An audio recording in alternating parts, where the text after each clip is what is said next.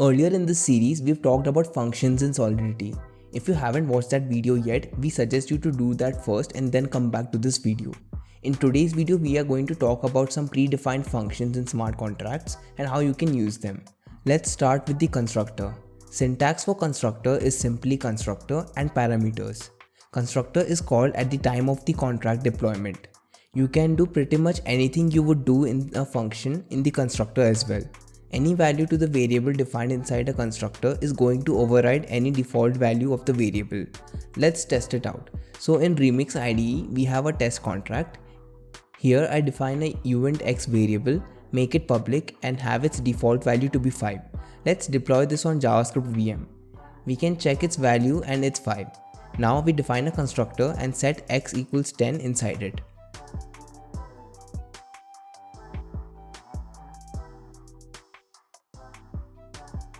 We deploy again and this time x has value 10 instead of 5.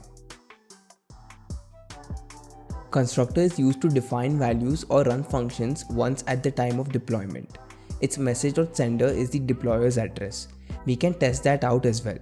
We make a public address variable and store message.sender of constructor in it. As we can see, it's our deployer address.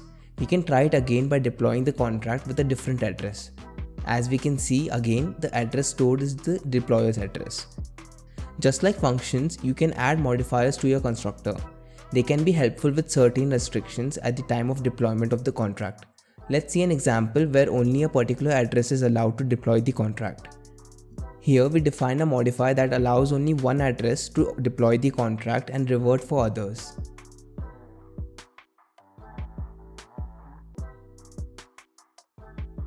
Let's test it out by changing our address and trying to deploy. This doesn't work, but if we change our address back, it works fine. You can also add payable modifier to a constructor to add ether to your contract at deployment. Let's first create a view function that will return the contract balance and now add payable modifier to our constructor.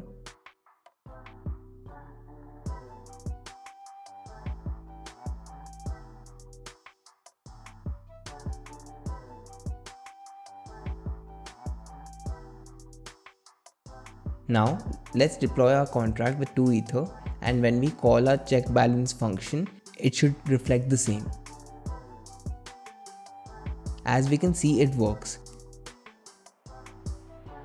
Keep in mind that a contract can only have one constructor.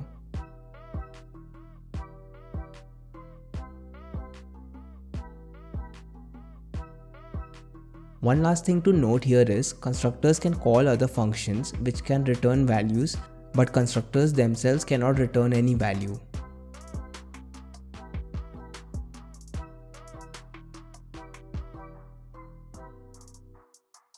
Along with this, constructor visibility is ignored for public and can't be anything else for simple contracts.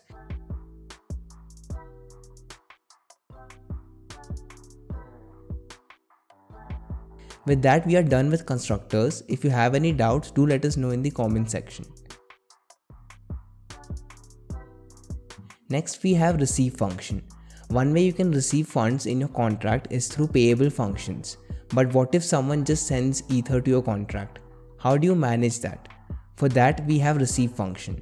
Receive function is responsible for directly receiving any ether sent to your smart contract. This function can be used for the reentrancy attack. If you want to know more about the reentrancy attack or want us to demonstrate that in a video, do let us know in the comments below. Receive functions are required to be external and payable, therefore the effective syntax looks like this. We define check balance function for this again and have another contract with function to transfer value to this contract address. Thing to note here is that receive functions can't take arguments or return value. Also, make sure you have a way of retrieving the ether back from the contract or it would be stuck forever. Let's test this out.